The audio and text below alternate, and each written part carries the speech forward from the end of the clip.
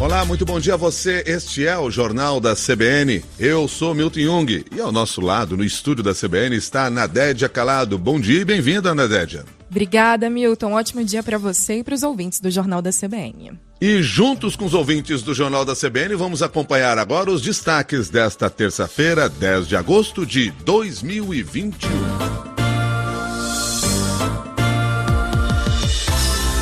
O presidente Jair Bolsonaro marcou um desfile de tanques de guerra na esplanada dos ministérios para hoje, dia em que a Câmara dos Deputados analisa a PEC do voto impresso. O movimento foi entendido por parlamentares como uma demonstração de poder em meio à escalada da tensão entre o Palácio do Planalto e o Supremo Tribunal Federal. O ministro do STF, Dias Toffoli, rejeitou um pedido para suspender a exibição do comboio militar. Ele entendeu que o caso deve ser analisado pelo Superior Tribunal de Justiça. Toffoli é o relator de uma solicitação apresentada ao Supremo pelo PSOL e pelo partido Rede Sustentabilidade. Em entrevista ao site O Antagonista, o presidente da Câmara, Arthur Lira, diz que consultou Bolsonaro sobre o desfile e afirmou que não existe relação do evento com a pauta de votações da casa. Para o deputado, o caso não passa de uma trágica coincidência. Nós entramos em contato com o Palácio, eu falei com o presidente, que nos garante que não havia esse intuito, que está convidando a Câmara, o Senado, para participar desse convite, mas eu quero dizer que não é usual e esse tipo de especulação ele cabe nesse momento, muito embora a coincidência trágica da agenda da Câmara com essa passagem dos blindados para Formosa realmente apimenta esse momento. O ato marca o convite que as Forças Armadas fazem ao presidente da República para acompanhar um exercício da Marinha, que ocorre desde 1988. Lira pautou para a tarde dessa terça-feira a análise da proposta de emenda à Constituição do voto impresso. A matéria será apreciada no plenário da Casa, depois de a Comissão Especial recomendar o arquivamento do projeto na sexta-feira. O relatório favorável, uma das principais bandeiras do presidente Jair Bolsonaro, foi derrotado no colegiado. Lira disse ao Jornal da CBN ontem que pelo menos 15 partidos com representação na Câmara são contrários à PEC. Diante do cenário, ele avalia que as possibilidades de aprovação do texto são poucas, mas disse que já conversou com Bolsonaro e o presidente se comprometeu a respeitar a decisão dos deputados.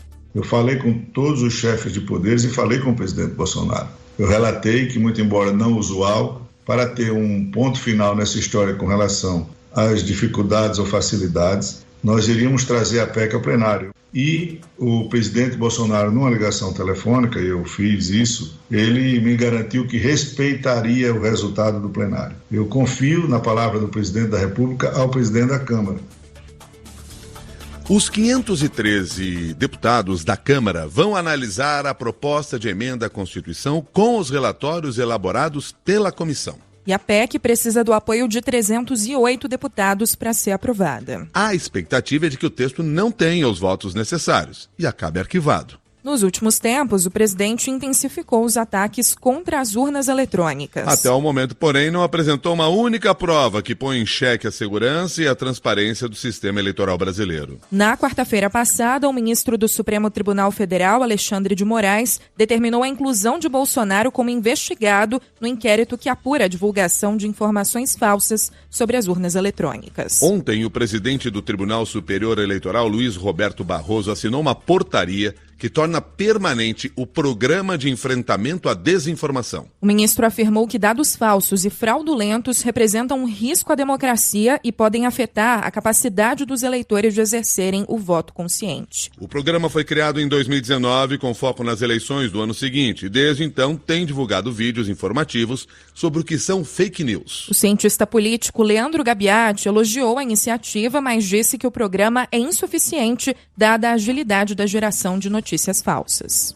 Foi claro que a Justiça Eleitoral falhou em 2018 em relação a fake news. A Justiça Eleitoral se viu superada por uma realidade que é a disseminação de notícias falsas por redes sociais, tendo a eleição de 2022 praticamente daqui a um ano. Essa decisão do TSE chega em boa hora. Agora, será suficiente? Vamos ser sinceros, temos uma nova realidade em que a circulação da informação é muito rápida e muito difícil de controlar. Essa decisão do TSE é o primeiro passo que a autoridade eleitoral está dando para conter esse caráter negativo das notícias falsas.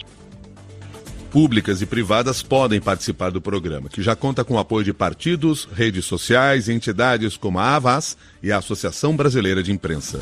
6:06.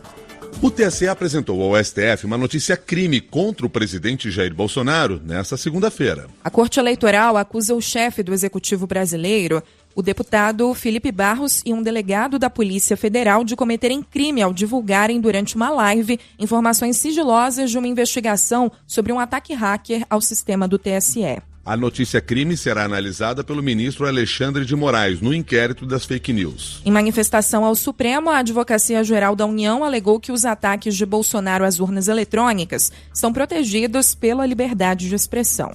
A AGU também considera a judicialização das declarações do presidente uma tentativa de impor censura e impedir discussões sobre melhorias no processo eleitoral brasileiro. 6:07. A Comissão Especial na Câmara dos Deputados aprovou ontem à noite o relatório da proposta de emenda à Constituição que estabelece o Distritão. O texto da deputada Renata Abreu teve 22 votos favoráveis e 11 contrários. No Distritão é eleito o candidato mais votado, de forma majoritária. E o desempenho dos partidos não é levado em consideração como acontece atualmente. Depois de uma série de discussões, a relatora apresentou um novo texto há poucas horas da análise no colegiado. Renata Abreu incluiu a possibilidade de retomada das coligações partidárias que estavam proibidas desde as eleições de 2020. O deputado Henrique Fontana avaliou o modelo proposto como uma afronta à democracia brasileira.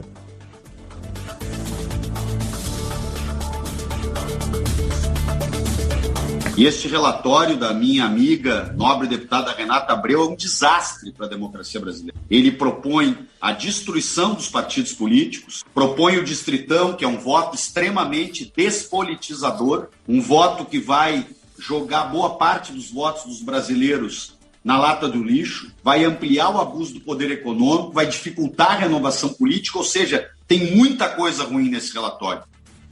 A proposta também incluiu o voto preferencial para as eleições de presidentes, governadores e prefeitos a partir de 2024. Na prática, esse ponto acaba com o segundo turno. Pelo modelo, os eleitores votarão em até 5 candidatos em ordem de preferência. Será vitorioso quem tiver a maioria absoluta dos votos, como explica a relatora do projeto, Renata Abreu. Você ranqueia a ordem de preferência do seu presidente, por exemplo, e ao invés de ter um segundo turno, você, se ninguém atingiu 51% dos votos, porque se atingir, elege igual é hoje, não muda nada. Se não atingir, em vez de ter um segundo turno, elimina-se o menos votado e verifica qual é o segundo voto do menos votado. Transfere esses votos e continua a apuração. Alguém fez 51%? Se fez, ganhou a eleição. Se não fez, continua. Para passar na Câmara, a proposta ainda precisa da aprovação de 2/3 do plenário da Casa. Depois, o texto segue para análise do Senado. 6:09.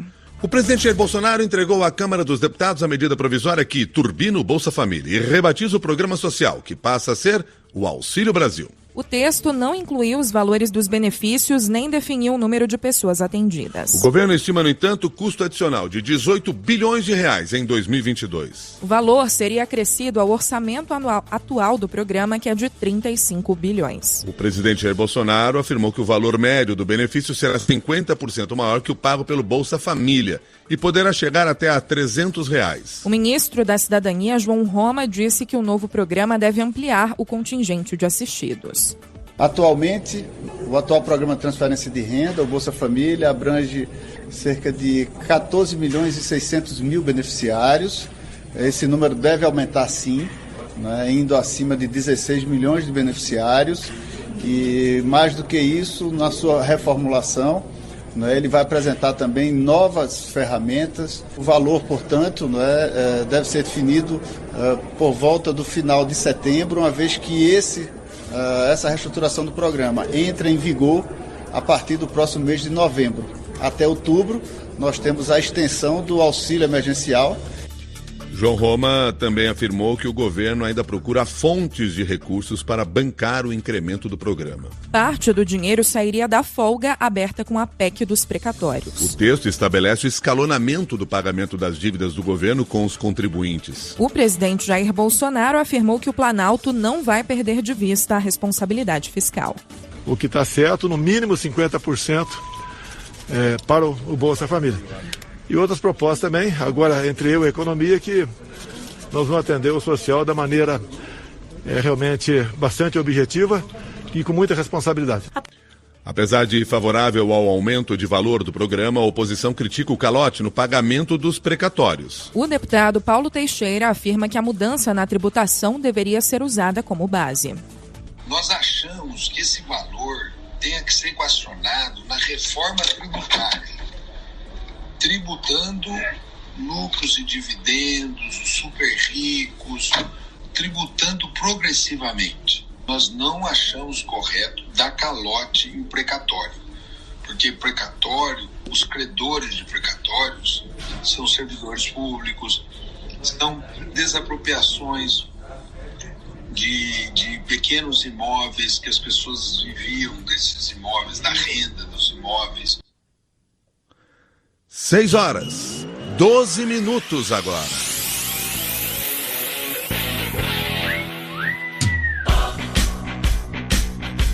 O Grêmio venceu a primeira partida em casa no Campeonato Brasileiro. O tricolor gaúcho ganhou de virada da Chapecoense por 2-1 com gol de pênalti do estreante Borja.